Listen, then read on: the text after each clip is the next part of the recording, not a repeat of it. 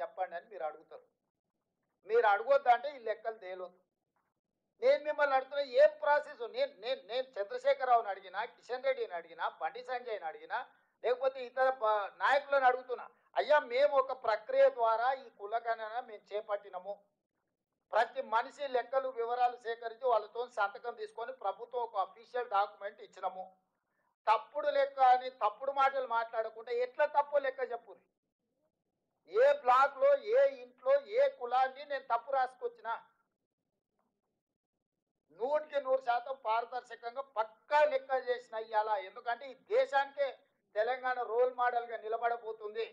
ఇవాళ ఇన్నేళ్ళైన మండల్ కమిషన్ ని ఆయన ఎప్పుడో బీహార్ కు ముఖ్యమంత్రి ఉండే ఆనాడు 79లో మండల్ కమిషన్ ఈ రోజుకి ఆయన పేరు మండల్ కమిషన్ అంటే ఒక వ్యక్తి పేరు.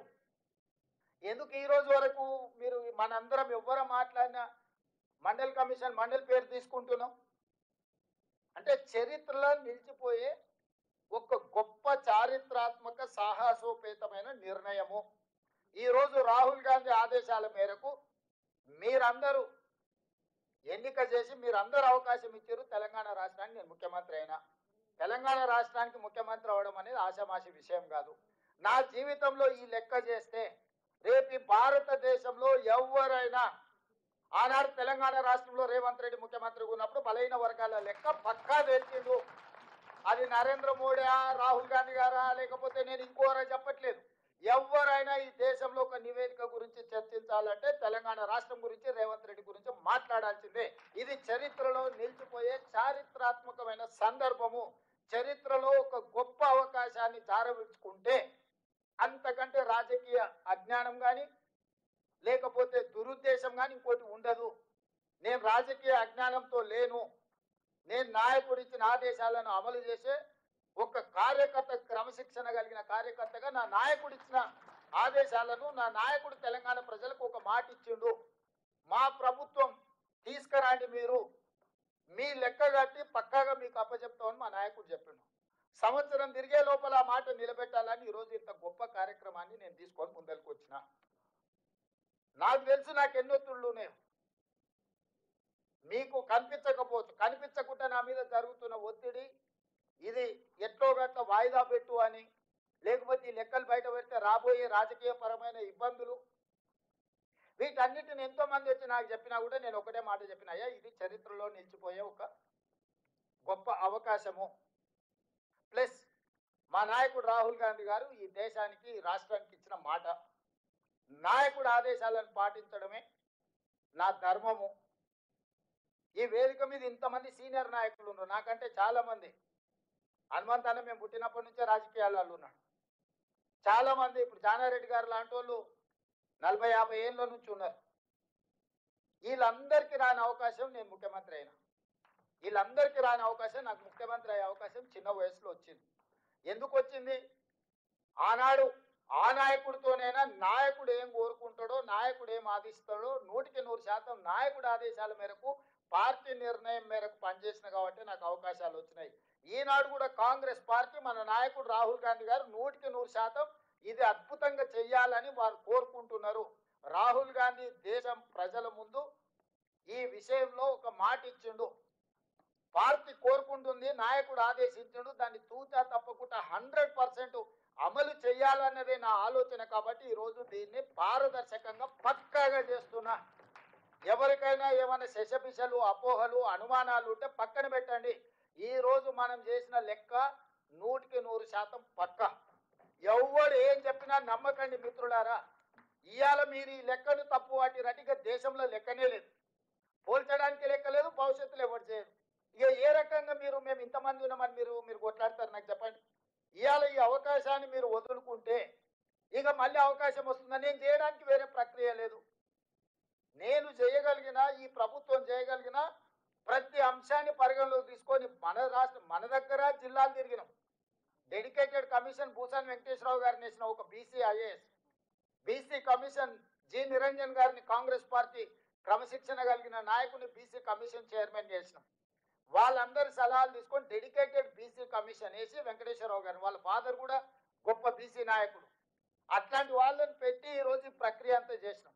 అన్ని నియోజకవర్గాలలో అధికారులు పర్యటించారు, అన్ని జిల్లాలలో పర్యటించారు, బీసీ కమిషన్లు పర్యటించారు, డెడికేటెడ్ కమిషన్ పర్యటించింది, మా మంత్రివర్గ ఉపసంఘం పర్యవేక్షించింది, మా డిప్యూటీ సీఎం గారు పర్యవేక్షించారు. 12 సార్లు నేనే స్వయంగా పర్యవేక్షించి చీఫ్ సెక్రటరీ నుంచి మొత్తం వ్యవస్థలంతా ఇందులో భాగస్వాములను చేసి 50 రోజులు చంద్రశేఖరరావు 12 గంటలలో కాకి లెక్కలు చేస్తే పక్కడిబందిగా 50 రోజులు లక్షలాది మంది అధికారులను నేను ఇందులో ఉపయోగించి నేను లెక్క చేసిన. ఈ లెక్కను కూడా మీ ఇవాళ తప్పని వాళ్ళు తప్పుడు ఆరోపణలు చేస్తే మన వాళ్ళు మౌనంగా ఉంటే శాశ్వతంగా నష్టపోతారు. ఇంకే రాష్ట్రం కూడా ముందుకు రాదు.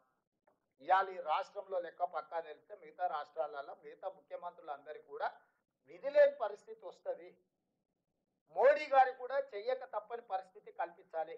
అందుకే రాహుల్ గాంధీ గారు మన పార్లమెంట్లో లోక్సభలో బడ్జెట్ సమావేశాల సందర్భంగా మాట్లాడిండు. ఆ తర్వాత బీహార్లో మాట్లాడిండు. దేశం మొత్తం ఈ తెలంగాణలో మోడల్ని రాహుల్ గాంధీ గారు తీసుకొని దేశం మొత్తం నలుమూలలు పర్యటించి డిమాండ్ చేయాలని రాహుల్ గాంధీ గారి కార్యాచరణ తీసుకుంటుంది. కాబట్టి ఈ కార్యాచరణతో రాహుల్ గాంధీ గారు ముందుకెళ్తే నరేంద్ర మోడీ గారికి రాజకీయంగా తీవ్రమైన విమర్శను, రాజకీయంగా తీవ్రమైన వ్యతిరేకతను ఎదుర్కోవాల్సిన పరిస్థితి. ఎందుకంటే 12 ఏళ్ళు ప్రధానమంత్రి కూడా ఆయన చేయలేదు. రాహుల్ గాంధీ డిమాండ్ చేస్తున్నాడు, రాహుల్ గాంధీ తెలంగాణలో చేయించిందంటే రేపు దేశంలో ప్రధానమంత్రి 100% రాహుల్ గాంధీ గారు ఇది చేస్తారని ప్రజలకు ఒక్కసారి బలహీన వర్గాలకు నమ్మకం కలిగిందంటే రాహుల్ గాంధీ దేశానికి ప్రధానమంత్రి అవుతాడు. రాహుల్ గాంధీ ప్రధానమంత్రి అయితే మొట్టమొదట నష్టపోయేది నరేంద్ర మోడీ. నరేంద్ర మోడీ గారి పదవి పోతే బండి సంజయ్ది, కిషన్ రెడ్డి ఉద్యోగం ఆటోమేటిక్గా ఊడిపోద్ది. వాళ్ళ ఉద్యోగాల రక్షణ కోసం మన ప్రభుత్వం చేసిన ప్రక్రియను మొత్తాన్ని తప్పుబట్టి దీంట్లో కొంతమంది కొన్ని సంఘాలను, కొంతమంది వ్యక్తులను వాళ్ళకు ఉన్న పరిమితమైన జ్ఞానమో సమాచారం లేకపోవడం వల్లనో వాళ్ళు ఏదేదో మాట్లాడుతున్నారు. దీన్ని తిప్పికొట్టకపోతే, దీన్ని ప్రజలకు వివరించకపోతే, మీరు దీని ఓనర్షిప్ తీసుకోకపోతే, this is your property, this is not my property, this is your property has to protect your self. మీకు ఒక ఆస్తిని జమ చేసి రాహుల్ గాంధీ గారు ఇస్తే మీరు ఆ ఆస్తిని కాపాడుకోకపోతే రేపు భవిష్యత్తులో ఏం చెప్పుకుంటారని నేను అడుగుతున్నా. ఇక్కడ ఉన్న మిత్రులందరూ, మీరు అందరు చదువుకున్న వాళ్ళు, నాకంటే గొప్ప చదువులు చదువుకున్న వాళ్ళు, మీకు సోషల్ ఇంజనీరింగ్ తెలిసిన వాళ్ళు, సోషల్ రెస్పాన్సిబిలిటీ ఉన్న వాళ్ళు ఇందులో ఉండరు. మీరు ఎవరికి వాళ్ళు ఏదో రేవంత్ రెడ్డి గారు చేసి ఆయన చెప్పుకుంటారులే, పట్టి విక్రమార్క చేసి ఈయన చెప్పుకుంటారులే అంటే ఇది అల్టిమేట్గా ఎవరికి నష్టము? మరి ఇక మీరు అందరు కట్టబట్టుకొని బయటకు బయలుదేరకుండా ఎక్కడికక్కడ మీరు ఎవరికి వాళ్ళు సైలెంట్ కూర్చుంటే, సైలెంట్ స్పెక్టేటర్స్ కింద ఉంటే ఇది 100% మీకు తీరని నష్టము. ఇక ఈ దేశంలో ఇంతకంటే ఒక పకడ్బందీ ప్రక్రియతో చేయగలిగిన రాష్ట్రం లేదు. అన్ని రాష్ట్రాలను చూసి ఒక పకడ్బందీ ప్రక్రియతోటి ఈరోజు నేను ఇది చేపట్టిన. దీన్ని మీరు కాపాడుకోండి. దీన్ని కాపాడుకోకపోతే ఇక నా శక్తి మేరకు నేను చేసిన. ఇక దీన్ని మీరందరూ కలిసి కంచేసి కాపాడుకోవాల్సిన సందర్భం వచ్చింది. దీన్ని కాపాడుకోండి. కాపాడుకోవడమే కాకుండా ప్రజల దగ్గరికి తీసుకెళ్ళాలి. కాంగ్రెస్ పార్టీ కార్యకర్తలుగా, కాంగ్రెస్ పార్టీ అభిమానులుగా రేపు రాహుల్ గాంధీ గారిని మనం ప్రధానమంత్రిని చేయాలంటే ఓ కార్యాచరణ మనకు ఉండాలి. కార్యాచరణ లేకపోతే కూడా మనం ఈ ప్రక్రియను ప్రజల దగ్గరికి తీసుకెళ్ళలేము. ఒకటి, మనం ఏ రకమైన ప్రక్రియ ద్వారా ఈ సమాచారాన్ని సేకరించి క్రోడీకరించి ఈరోజు మనం లెక్కలు చెప్తున్నాము. లెక్కలు తప్పని కాదు, ఎక్కడ తప్పు ఉందో చూపించమని సవాల్ విసురుతున్నా కేసీఆర్ను, కేటీఆర్ను, హరీష్ రావును, కిషన్ రెడ్డిని, బండి సంజయ్ని, రేవంత్ రెడ్డి, తెలంగాణ రాష్ట్ర ప్రభుత్వము, మహేష్ కుమార్ గౌడ్ గారు పిసిసి అధ్యక్షుడిగా ఈరోజు మేము కట్టిన లెక్క తప్పైతే ఎక్కడ తప్పు ఉందో చూపించమని సూటిగా అడుగుతున్నా. నేను ఉత్తగానే తప్పు అని దీన్ని మొత్తాన్ని బుట్టదాఖలు చేసేదానికి కుట్ర జరుగుతుంది. కుట్రగా చేయడంలో భాగంగానే తప్పు అని మాట్లాడుతున్నారు. ఫలానా దగ్గర తప్పు ఉందని ఇప్పటివరకు ఎవరైనా చూపించారా? ఎవరైనా మేధావులని మీటింగులు పెట్టి చెప్పేటోళ్ళు రేవంత్ రెడ్డి చేసిన ఫలానా ఊర్లో కొండారెడ్డిపల్లిలో ఫలానా దగ్గర ఈ బీసీ బదులు ఓసీ అని రాసిందని మళ్ళీ లెక్క చూపించిందా? పోనీ ఫలానా దగ్గర ఈ లెక్కలో తప్పు ఉందని ఎప్పుడని చెప్పిందా? ఏదీ లేదు. జస్ట్ బట్టగాల్చి మీద వేస్తావు, నువ్వు తుడుచుకుంటే తుడుచుకో, లేకపోతే నువ్వే కాలిపోతావు. ఆర్పుకో, తుడుచుకుంటే తుడుచుకో. సో తొండిగా మొండిగా వాళ్ళు వాదిస్తున్నారు. రాజు గొప్పడా మొండోడు గొప్పడా అంటే ఒకసారి మొండోడు గొప్పడు అన్నాడు అంటే వెనకట్టుకోవడం. ఇవాళ మనం ఇంత ధర్మంగా ఇంత కార్యక్రమం, మీరందరూ ఎవరు నన్ను ఒత్తిడి ఏం చేయలే కదా, మీరు ఎవరు వచ్చి నన్ను అన్న ఎందుకు చేస్తలేవు అని ఎప్పుడు అని అడిగిరా? నేనే బాధ్యత తీసుకొని ఫిబ్రవరిలోనే పొన్నం ప్రభాకర్ గారితో అసెంబ్లీలో తీర్మానం చేసి అక్కడి నుంచి మంత్రివర్గ ఉపసంఘాన్ని వేసి అక్కడి నుంచి డెడికేటెడ్ కమిషన్ వేసి అక్కడి నుంచి బీసీ కమిషన్ వేసి అక్కడి నుంచి అధికారులను ఇతర రాష్ట్రాలకు పంపించి అక్కడి నుంచి మొత్తం సమాచారాన్ని సేకరించి నేను ఒక పద్ధతి ప్రకారము ఇవాళ దీన్ని చేసి ఒక లెక్క తేల్చిన. ఈ లెక్కల వల్ల ఏం ప్రయోజనం, ఆ ప్రయోజనాలు ఎట్లుండాలి, కులాలు ఉపకులాలకు ఎట్లా ప్రయోజనం చెందాలో సెకండ్ ఫేజ్. ఫస్ట్ ఫేజ్ మీ లెక్క తెలుసుకోండి. ఇవాళ నేను మీకు చెప్పేది ఒకటి, మీ లెక్క పక్కాగా మీ సంఖ్యలు ఉందనుకో, మీరు ఎవరు అడిగినా పుస్తకం తీసి ఇట్లా ముందు పెట్టి నా లెక్క ఎంత ఉన్నది, నా సంగతి ఏందో చెప్పు అని మీకు అడగడానికి మీ దగ్గర ఏమీ లేదు, పోల్చుకోవడానికి ఏమీ లేదు, సరి చేసుకోవడానికి ఏమీ లేదు. ఈ రోజు ఫస్ట్ డాక్యుమెంట్.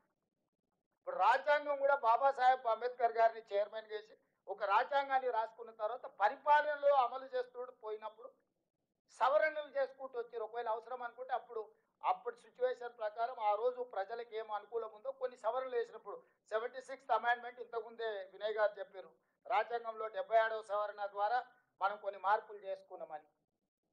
ఈరోజు నేననేది కూడా ఈరోజు మనం ఇంత పకడ్బందీ నివేదిక తెచ్చినాం. రేపు దీని ద్వారా సంక్షేమం ఎట్లా అమలు చేయాలి, లేకపోతే అభివృద్ధి ఎట్లా అమలు చేయాలి, లేకపోతే సామాజికంగా ఎట్లా న్యాయం చేయాలి, ఆర్థికంగా ఎట్లా న్యాయం చేయాలి, విద్యలో ఎట్లా న్యాయం చేయాలి, ఉపాధిలో ఎట్లా న్యాయం చేయాలి, రాజకీయంగా ఎట్లా న్యాయం చేయాలి, వీటన్నిటికీ ఒక లెక్క దొరుకుతుంది.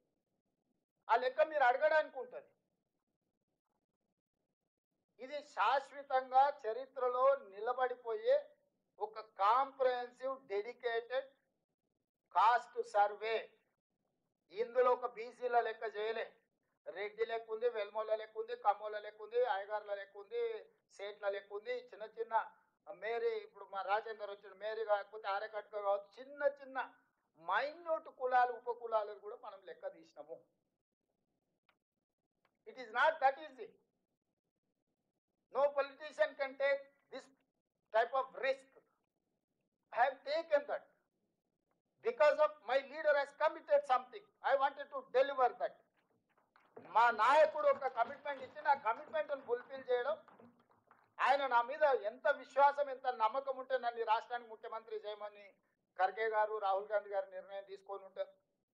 100% నా మీద విశ్వాసం నమ్మకం పెట్టినరు ఖర్గే గారు రాహుల్ గాంధీ గారు. అంటే ఈరోజు దాన్ని నిలబెట్టుకునే బాధ్యత నా మీద ఉన్నది.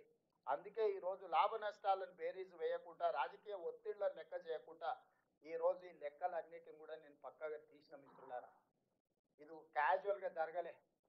ఎన్నో రివ్యూస్ మీటింగ్స్, ఎన్నో ఇన్స్ట్రక్షన్స్, ఎన్నో ఫాలోఅప్లు చేసి ప్రతి కలెక్టర్తో నేను మాట్లాడిన, కలెక్టర్స్ కాన్ఫరెన్స్ చేసిన, కలెక్టర్లను ఇక్కడికి పిలిచి కలెక్టర్స్తో కంప్లీట్గా ఇంటరాక్ట్ చేసిన, అన్ని కలెక్టర్లను ఎట్లా చేయాలనేది అందరు ఆఫీసర్లను నేను పర్సనల్గా సెక్రటేరియట్ పిలిచి గంటల కొద్దీ కూర్చోబెట్టి వాళ్ళందరికీ సూచనలు ఇచ్చి ఎక్కడ కూడా మిస్టేక్ జరిగితే అసలు ప్రభుత్వం ఎవరిని స్పేర్ చేయదు, ఎవరిని క్షమించదు అని చెప్పి వాళ్ళందరినీ కూడా ఒక క్రమశిక్షణతో కూడుకున్న కార్యాచరణతో ఈరోజు లెక్కలు తేల్చినాము. ఈ 16 నుంచి 28 వరకు కూడా రెండో విడత ఎవరైతే నమోదు చేయించుకోలేదో వాళ్ళ లెక్కలు వచ్చిన తర్వాత దీనికి చట్టబద్ధత కల్పించడానికి మనం పూర్తిగా నిర్ణయం తీసుకున్నాము. That is final document. ఎందుకంటే రేపు కోర్టు ఏమంటది, ఏదైనా పరిస్థితిలో నువ్వు ఫెయిర్ ఆపర్చునిటీ ఇవ్వలేదు, లేకపోతే నువ్వు ఒక ప్లాట్ఫామ్ ఇవ్వలేదు, నువ్వు హడావిడిగా ఏదో లెక్కలేసి క్లోజ్ చేసినావు, ఇట్లాంటి చిన్న చిన్న కోర్టులో ఏదైనా మన అందరికీ ఒక అవకాశం ఇవ్వలేదు నువ్వు అంటారని సెకండ్ ఫేజ్ కూడా మళ్ళీ పూర్తి స్థాయిలో పబ్లిసిటీ కల్పించి అన్ని రకాల ప్లాట్ఫామ్స్ వాడినాం. అప్పుడు మనం ఇండ్ల దగ్గరికి పోయినాం, అప్పుడు మనం అధికారులను పంపించినాం, ఇప్పుడు ఆన్లైన్ ఇచ్చినాం, వాళ్ళకు టోల్ ఫ్రీ నెంబర్ ఇచ్చినాం, గవర్నమెంట్ ఆఫీసులలో ఇచ్చినాం, అన్ని రకాల ప్రక్రియలు మనం తీసుకున్నాము. రేపు కోర్టుకు పోయి ఎవరైనా నాకు అవకాశం రాలేదు నమోదు చేయించుకోవడానికి, నాకు ఈ ప్రభుత్వం అవకాశం ఇవ్వలేదని చెప్పనిక లేదు. అందుకే ఈ సెకండ్ ఫేజ్ రీఓపెన్ చేసిన. వాళ్ళంటారు ఇది తప్పు లెక్క కాబట్టి అందుకే సెకండ్ ఫేజ్. అరే పిచ్చోడా, చేసిన లెక్క 100% కరెక్ట్. ఎవరైతే ఇందులోకి 3.1% బయట ఉన్నారో బయట ఉన్న వాళ్ళని బడికి రమ్మని మళ్ళీ పిలిచినాం. బయట ఎవడు ఉన్నాడా, లెక్కలకు రాకుండా చంద్రశేఖరరావు, హరీష్ రావు, తారక రామారావు ఉన్నాడు. జనాభా లెక్కలలోనే లేరు. జనాభా లెక్కల నుంచి కొట్టేయాల్సిన పరిస్థితి వచ్చింది. నేను మా సంఘాల మిత్రులు చెప్తున్నా, వాళ్ళు ఇంటి ముందర పోయి డప్పు కొట్టురు, మేల్కొల్పు డప్పు. మా సంఘాలు చేసినోని నన్ను తిడతారేదా, చేసినోని నిలబెట్టి లైన్లో నిల్చోబెట్టి లెక్కలు కట్టకుండా. ఇవాళ బీసీ సంఘాలకు నా విజ్ఞప్తి ఒకటి, అరే ఇంత కష్టపడి మీకోసం తల బగల కొట్టుకొని మీకు ఏదో ఒకటి చేయాలా, మా నాయకుడు చెప్పిండు, దీన్ని ఎట్లో గట్లా ఒక పట్టాలు ఎక్కించాలని నేను ప్రయత్నం చేస్తే మళ్ళీ నన్నే రాళ్ళతో కొడుతూ, చేయనోడే మంచిగా బాధాప్తే ఫామ్ హౌస్లో పండుకున్న వాడే మంచోడాడు.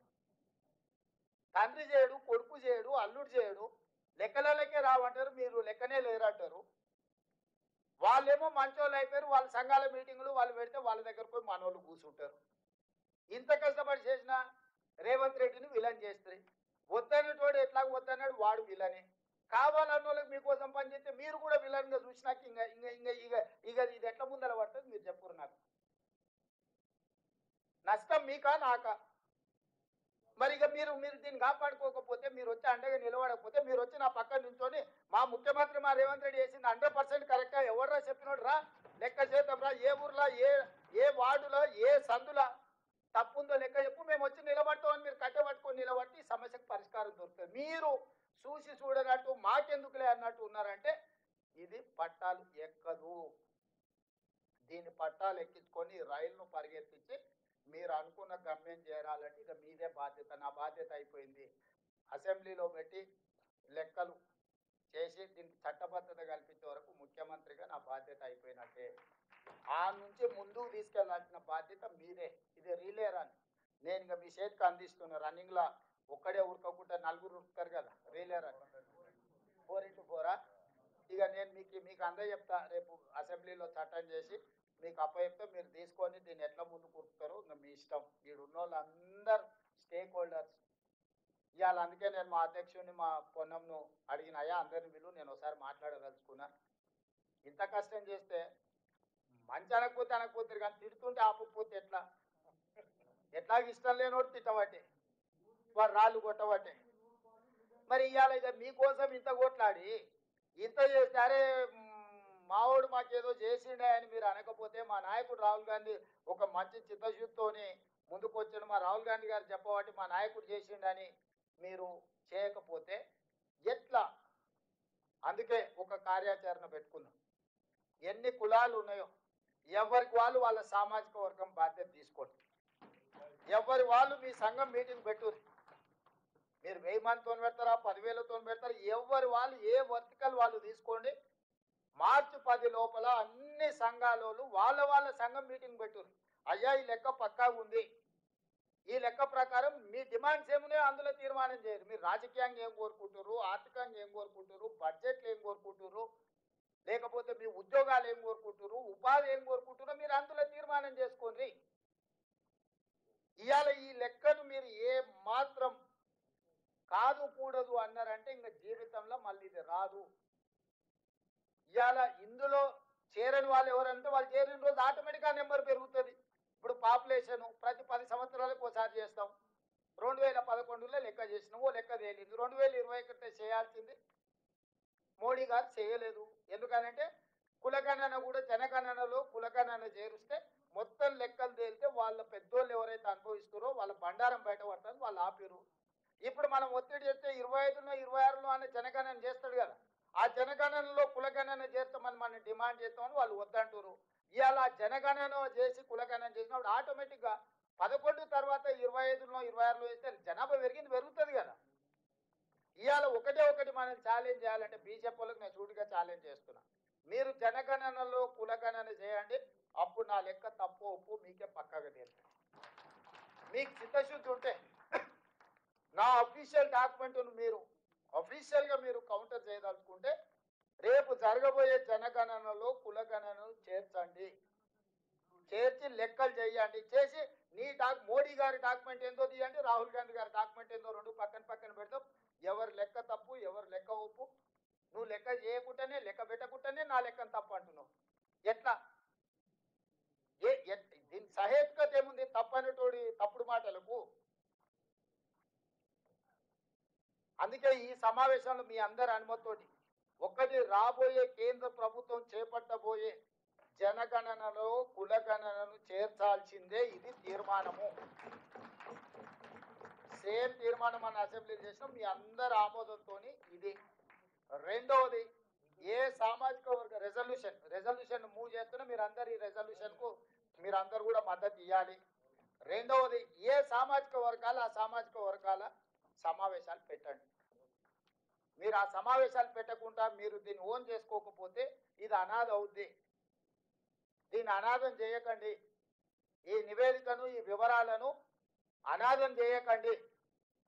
మీరు ఆదరించండి, మీరే దాన్ని సొంతం చేసుకోండి. సొంతం చేసుకున్నప్పుడే మీకు ప్రయోజనం ఉంటుంది.